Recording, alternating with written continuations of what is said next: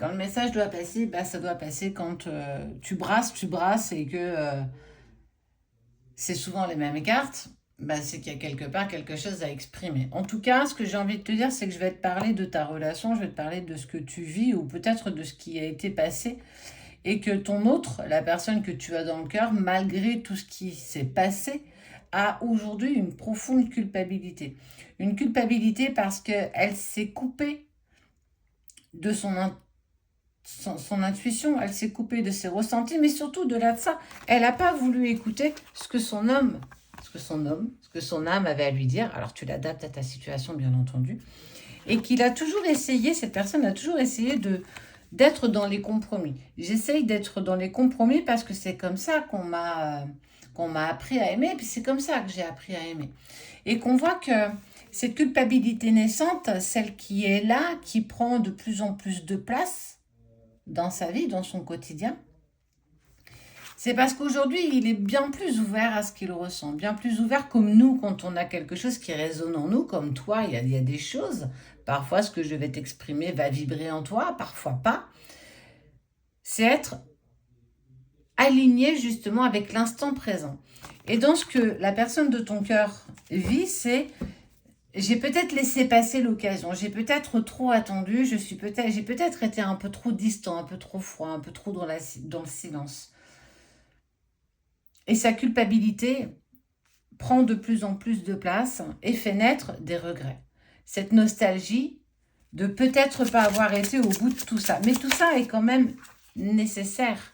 Nécessaire dans le sens où c'est en prenant conscience, en prenant pleine conscience, que je ne me suis pas écoutée, que j'ai pas écouté ce que je ressentais, parce qu'on m'a pas habituée, j'ai pas appris à écouter mes sentiments, j'ai pas appris à écouter mes émotions. J'ai toujours eu tendance à les cacher derrière des silences, derrière de la distance, une certaine froideur parfois. Et que cette personne, elle s'aperçoit qu'elle a été dans son propre silence.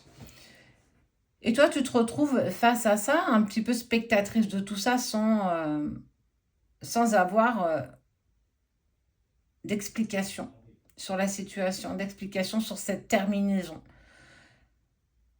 Cette situation qui s'est arrêtée brutalement sans comprendre d'où ça venait, alors que presque 2 jours avant, tout se passait très bien. Et là, tout s'est arrêté. Avec une brutalité qu'on n'a pas compris, que tu n'as pas compris. Et tout ça a pu être propice et nécessaire justement par cette phase de silence. Il n'avait pas, à ce moment-là, d'autre solution pour avancer. J'ai même envie de dire presque pour respirer à nouveau. Alors oui, aujourd'hui, il y a de la culpabilité, j'ai envie d'écouter, de ressentir à nouveau ce que mon âme a toujours tenté de me faire entendre, en tout cas de me donner et de m'envoyer ce message, avec douceur, bienveillance. Il n'y a jamais eu de forcing.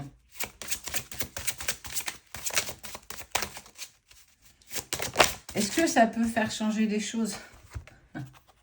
J'adore parce que tu sais, quand tu poses une question comme celle-ci qui est spontanée, et que tu as celle-là qui est là, rien n'est figé, rien ne s'arrête. On est toujours en perpétuel mouvement, tout fonctionne, tout bouge en fait, rien ne s'arrête. Et on voit que dans cette